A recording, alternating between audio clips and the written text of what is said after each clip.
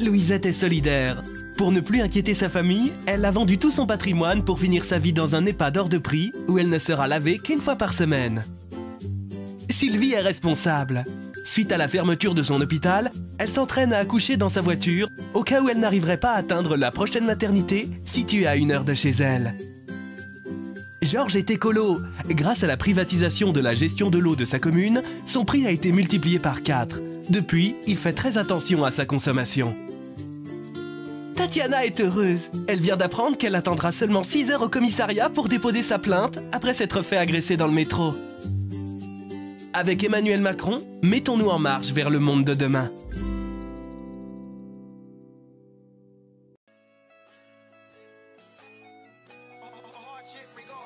Saloperie de Startup Nation. Ils ont beau nous vendre ça avec des paillettes et des ballons sur un lit de modernité. Leur politique ressemble quand même vachement à une bonne claque dans la gueule.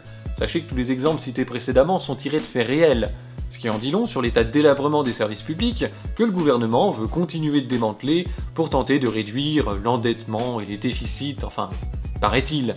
Parce que bon, depuis le temps qu'on bazarde le patrimoine public, si c'était la solution miracle à l'endettement et au déficit, on s'en serait rendu compte.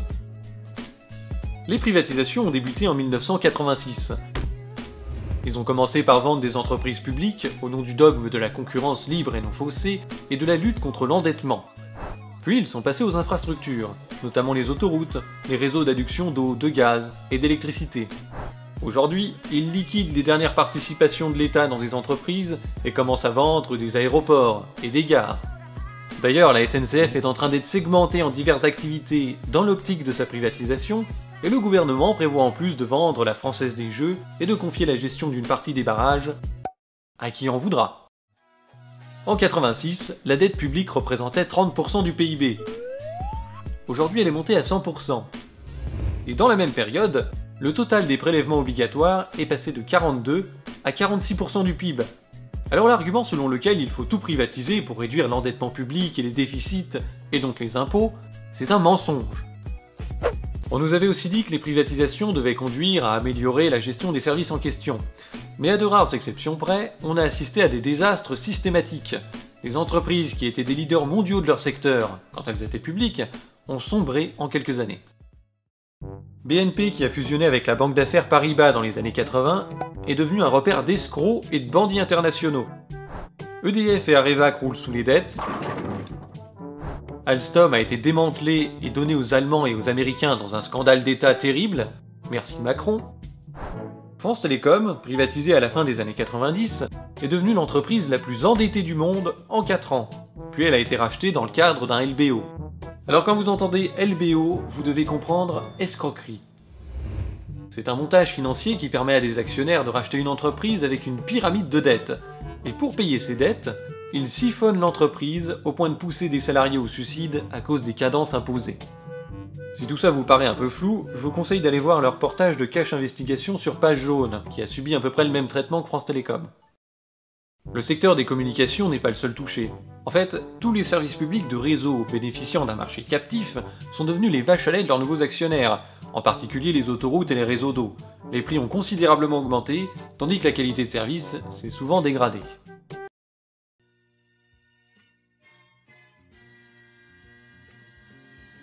En somme, on nous avait promis le paradis de la bonne gestion à tous les niveaux, et au final, la dette a augmenté, les impôts ont augmenté, le prix des services privatisés ont augmenté tandis que leur qualité a baissé, et la course au profit de court terme a durci les conditions de travail des employés, les poussant parfois au suicide, et dans certains cas, ça a même détruit des entreprises et des savoir-faire reconnus dans le monde entier. Alors, face à ce bilan merveilleux, pourquoi ne pas continuer ? Dans le cadre de la loi Pacte, débattue à l'automne dernier au Parlement, le gouvernement prévoit de vendre ses participations dans la FDJ, Engie, anciennement Gaz de France, et Aéroports de Paris, pour un montant de 15 milliards d'euros.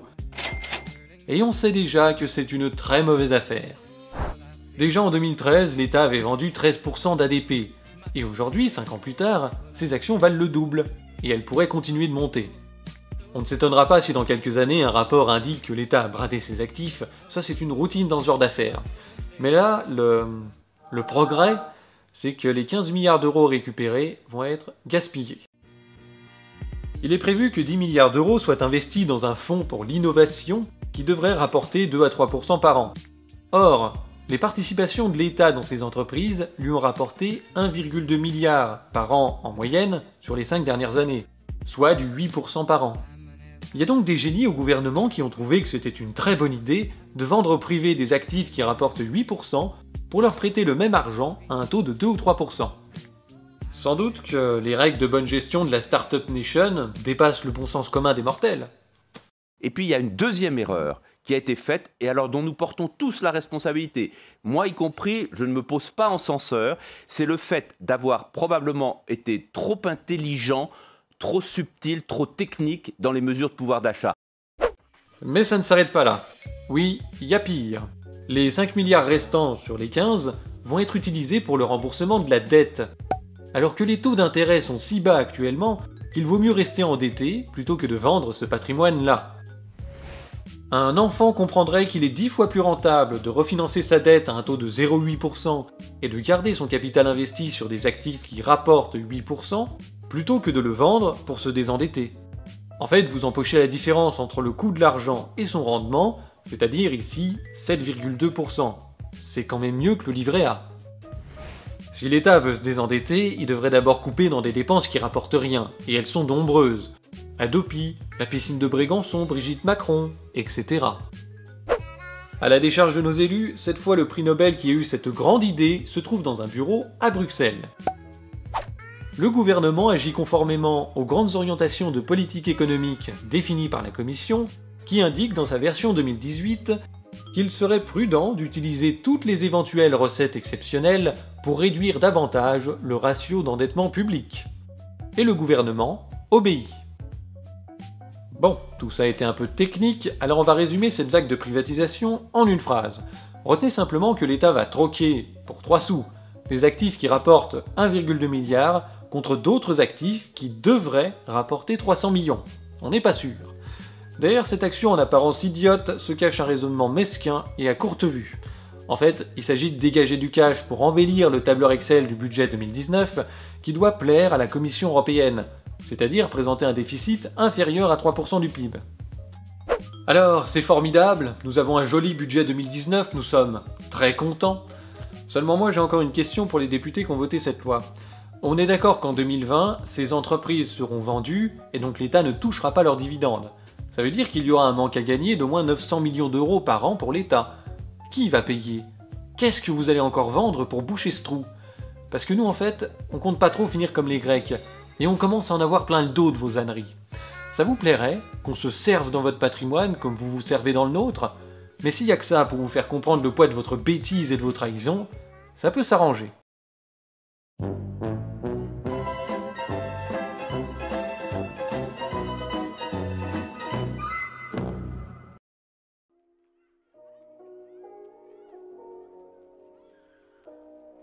Malheureusement, ça ne s'arrête pas là. Ce qu'ils font avec les entreprises et les services publics, ils sont aussi en train de le faire avec notre système social.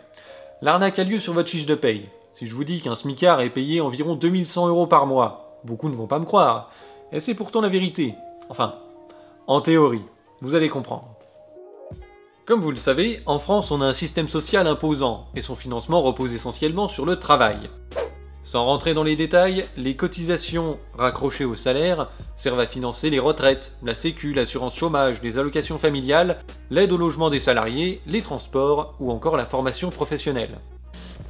Les cotisations se divisent en 2 branches. Vous avez les cotisations salariales, prélevées sur le salaire brut du salarié, et les cotisations patronales, payées par les employeurs, mais qui ne sont pas vraiment du salaire dû à l'employé. En fait, c'est une participation des employeurs au système social. Cette distinction est importante pour la suite.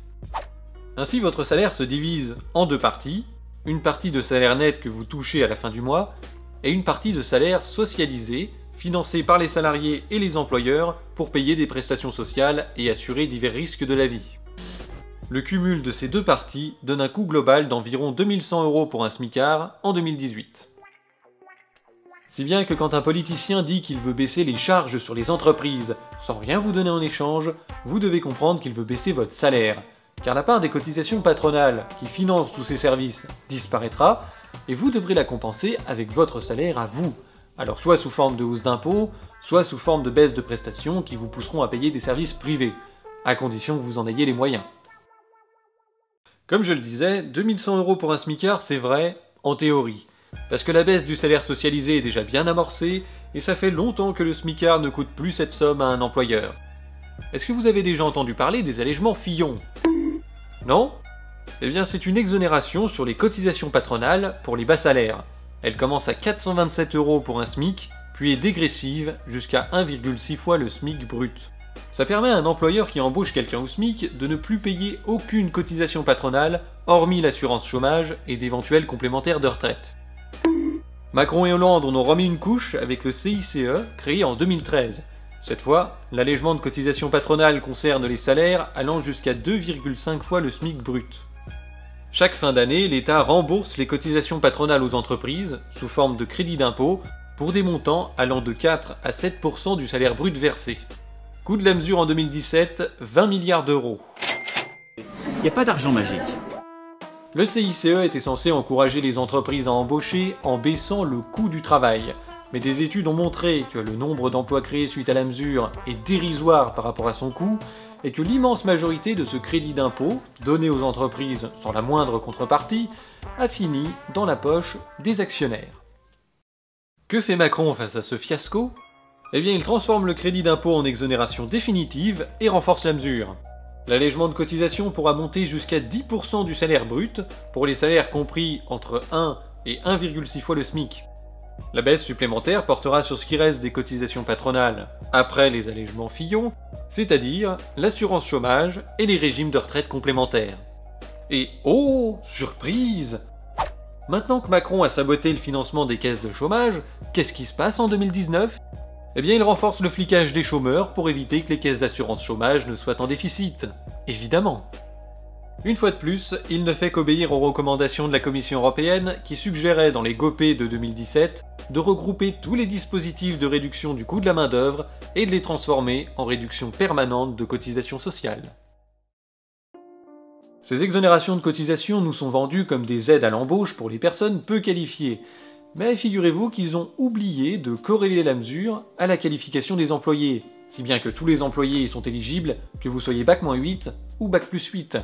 Alors, fatalement, ces exonérations font pression sur les salaires à la baisse, à croire qu'elles ont été pensées pour ça, et comme on l'a vu, elles détruisent le financement de notre système social qui enchaîne les déficits. Des experts n'ont plus qu'à débouler sur les plateaux de télé pour nous expliquer que ces déficits sont liés à la cherté et à l'inefficacité de notre modèle social qui n'est plus adapté à la modernité, aux défis de la mondialisation et blablabla. Le gouvernement entre alors en scène, équipé de la feuille de route européenne, et puis il décide soit de reculer l'âge de départ à la retraite, de baisser les pensions, de fermer les hôpitaux, de rendre dégressives les allocations chômage, ou de fliquer les chômeurs, par exemple. La technique habituelle pour privatiser consiste à rendre les mesures sociales inefficaces et non fonctionnelles, et d'attendre ensuite que les gens se fâchent afin de donner la gestion de ces programmes au privé. Attendez-vous à vous faire entuber jusqu'à l'os. Pour comprendre, on va imaginer le cas extrême où notre système social disparaîtrait du jour au lendemain pour basculer vers un système entièrement privé. Que deviendraient les cotisations dans ce cas? Il serait normal qu'elles nous soient reversées et qu'on donne 2100 € pour un SMIC, parce que sinon, on perd du salaire. Eh bien, dans la réalité, le SMIC net n'augmenterait que de 115 € environ. S'ils sont généreux. Pourquoi ça? Eh bien premièrement, parce que les cotisations patronales ne sont pas du salaire, et donc elles resteraient dans la poche des employeurs, comme c'est le cas actuellement. Et deuxièmement, parce que les cotisations salariales ont peu à peu été remplacées par de la CSG, qui est un impôt dû à l'État, qui transfère ensuite l'argent aux caisses d'assurance. Or, même si les cotisations et les caisses d'assurance disparaissent, vous devez continuer de payer l'impôt à l'État, il est toujours là, et il vous en fera pas cadeau. Alors à condition que la CSG n'augmente pas, n'augmente pas plus, on donnerait 230 € de plus par mois à un smicard pour masquer le fait qu'on lui en a piqué 730. Et en contrepartie de cette somme mirobolante, il devra se démerder pour payer son assurance santé, son chômage, sa retraite et tout le reste qui était payé par les cotisations. Par ce tour de passe-passe, l'abaissement considérable de notre niveau de vie nous est vendu comme un gain de pouvoir d'achat. Combien s'élève le SMIC aujourd'hui, Madame la députée? Il est à combien le SMIC? Alors, je vais vous dire, vous me faites une colle. En effet, je ne connais pas. Mais vous vous rendez compte? Mais non, monsieur. Et après, vous dites que vous êtes représentatif du peuple. Mais je sais qu'il est difficile. Vous savez pas combien il est le SMIC? Mais je sais que c'est difficile de vivre avec le SMIC. Hallucinant. Je sais, sauf que je sais qu'on augmente. On devrait vous faire passer un CAP. Quand je vous dis que grâce à la baisse des cotisations sociales, quelqu'un qui est au SMIC gagnera plus à la fin du mois. Peu importe que ce soit le chiffre exact. Venga, et la 2 de la tarde. Ce que je viens de vous décrire, c'est l'étape finale du projet, qui consiste bien à remplacer notre système social public par des organismes privés, c'est-à-dire remplacer un mécanisme de solidarité collective par des relations commerciales individuelles. Évidemment, ça va pas se faire du jour au lendemain. Ce sera forcément une destruction progressive qui peut prendre différentes formes. Pour l'instant, ils en sont à remplacer les cotisations par de l'impôt, pour que l'État s'intercale entre les cotiseurs et les caisses d'assurance, afin qu'il ait la main mise sur le financement de notre système et qu'il puisse le saboter efficacement. On a vu que c'est déjà chose faite pour environ 40% des cotisations salariales qui ont été remplacées par de la CSG. Quant aux cotisations patronales, les exonérations massives sont pour le moment, et en partie, compensées par l'État qui pioche dans les recettes des impôts. Mais pas de n'importe quel impôt. Encore une fois, le gouvernement obéit à la Commission européenne qui recommandait à la France en 2016 de prendre des mesures visant à réduire les impôts sur la production et le taux nominal de l'impôt sur les sociétés, tout en élargissant la base d'imposition sur la consommation, notamment en ce qui concerne la TVA. Donc les consommateurs vont payer les impôts et les cotisations des entreprises. Eh bien c'est exactement ce que l'on constate dans le budget 2019 présenté à l'automne par le gouvernement. D'abord, il est prévu que l'impôt sur les sociétés baisse progressivement tout au long du quinquennat de 33 à 25%. Et surtout, concernant les cotisations patronales, on peut lire « En 2019, les prélèvements obligatoires diminuent de près de 25 milliards après une baisse de 10 milliards en 2018. La transformation du CICE en allègement pérenne de cotisations sociales représente une baisse d'environ 20 milliards financée par l'État par le biais d'un transfert supplémentaire de TVA à la sécurité sociale d'un montant de 23,7 milliards. Ça veut dire que les cotisations patronales que les entreprises ne payent plus, c'est vous qui allez les payer, quand vous allez faire vos courses, ou quand vous allez à la pompe, mesdames, messieurs les gilets jaunes. Et comme cette politique est totalement injuste, le gouvernement met la responsabilité de la hausse des prix des carburants sur le dos de l'écologie, quitte à prendre les cons pour des gens. Macron a osé dire qu'il fallait moins taxer le travail et davantage ce qui pollue. Ben voyons. Comme si le système productif dans lequel nous travaillons et consommons n'avait rien à voir avec la pollution dans le monde. C'est bien connu. Allez, l'arnaque de l'argumentaire écologique a été confirmée récemment par Wikileaks. Des mails échangés en 2016 entre Alexis Kohler et d'autres membres d'En Marche dans le cadre de la préparation du programme présidentiel de Macron indiquent clairement que l'augmentation des taxes sur les carburants servira à financer les baisses de cotisations patronales, la raison écologique étant instrumentalisée pour faire passer la pilule. Alors je ne suis pas devin, mais dans un an, en janvier 2020, les journaux feront 2 titres. France, nouveau record de dividendes versés aux actionnaires pour l'année 2019. Le ras-le-bol des contribuables s'amplifie face à de nouvelles taxes, ou bien face à la hausse surprise de la TVA, ou face au diesel à 2 €. Au choix. Et quand vous en aurez ras-le-bol de payer plein pot pour des services dégradés, vous accepterez docilement que l'État confie à des acteurs privés la gestion de nos systèmes de santé, de chômage, de retraite, d'éducation, et pourquoi pas de tout le reste. Les vautours sont déjà prêts à dépecer la bête. À moi? Les agences d'intérim réclament la privatisation de Pôle emploi, les cliniques privées remplacent les hôpitaux publics, nos retraites seront bientôt jouées en bourse, à condition que vous ayez les moyens d'épargner. Et des écoles privées pour riches se feront une place dans l'enseignement devenu un marché, laissant à un État désargenté l'éducation des sans-dents. Cette orientation générale vers laquelle nous nous dirigeons n'est jamais pleinement assumée par les gouvernements successifs, qui prétendent, au contraire, vouloir sauver notre modèle social à chaque fois qu'ils le détruisent un peu plus, comme si au fond d'eux, ils savaient bien que ce projet est loin d'avoir le soutien de la population.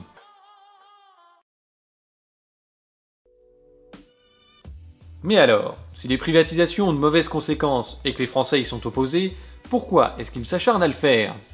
Eh bien finalement, la raison principale de tout ce merdier est un mélange d'idéologie et de cupidité. Ces politiques sont promues par ceux qui veulent étendre la sphère marchande à des activités toujours plus nombreuses pour en tirer profit pour eux. Et pour nous vendre ces politiques, ils masquent leur avidité sous le vernis d'un discours technokratique autour de l'efficience des marchés, de la concurrence libre et non faussée, du progrès, de la modernité, il faut libérer les énergies du pays, et blablabla quoi, enfin c'est ce genre de conneries. Cette idéologie est au cœur des traités de libre-échange, de type CETA, TAFTA, et en particulier des traités européens, faisant de la Commission européenne le premier lobbyiste de ses intérêts privés. Comme on l'a vu au cours de cette vidéo, la Commission dicte annuellement à la France les grandes orientations de politique économique qui exigent continuellement plus de privatisation, plus de réduction des salaires et des protections sociales. La Commission dicte les GOPÉ dans le cadre des traités européens, au nom de la construction du marché commun et du maintien de l'euro. Il faut absolument comprendre que ces politiques sont directement reliées à l'existence de l'Union européenne et de l'euro, et les gouvernements successifs s'exécutent. Parce que si jamais vous parlez de Frexit, votre carrière politique est terminée et les chiens de garde sont à vos trousses. De l'extrême gauche à l'extrême droite, ils chient tous dans leur froc, et ils proposent une autre Europe. Alors chacun la leur, hein. Une Europe sociale, une Europe écolo, une Europe des patries, une Europe qui protège, une Europe sans racisme, une Europe qui fonctionne. Et ça fait 60 ans que ça dure. Seulement voilà, on ne peut pas contrôler un peuple contre sa volonté indéfiniment. On n'a pas voté pour la Commission européenne, on n'a pas voté pour que Macron privatise la SNCF, les barrages, les gares, les aéroports et tout le reste. C'était pas dans son programme. Et la dernière fois qu'on nous l'a demandé, on a voté contre les traités européens. Donc les politiciens ont de plus en plus de mal à masquer leur lâcheté et leurs abandons derrière les éléments de langage classiques et les discours technocratiques. Parce que les Français comprennent de mieux en mieux quelle est la direction finale du projet et qu'ils vont en prendre plein la gueule. À tel point qu'aujourd'hui, c'est bien cette opposition entre la démocratie et ces politiques économiques qu'on peut qualifier d'ultralibérales qui est à la base de la révolte des Gilets jaunes. C'est pourquoi il est devenu essentiel que tout projet de privatisation ou de réforme de notre système social soit soumis à un référendum. Faut arrêter avec cette politique des petits pas, avec cette accumulation sans fin de réformettes mal assumées, vendues à coups de promesses de lendemain qui chantent qu'on ne voit jamais. Parce que ça dure un temps, puis ça énerve les gens, et ils viennent toquer chez vous avec des engins de manutention.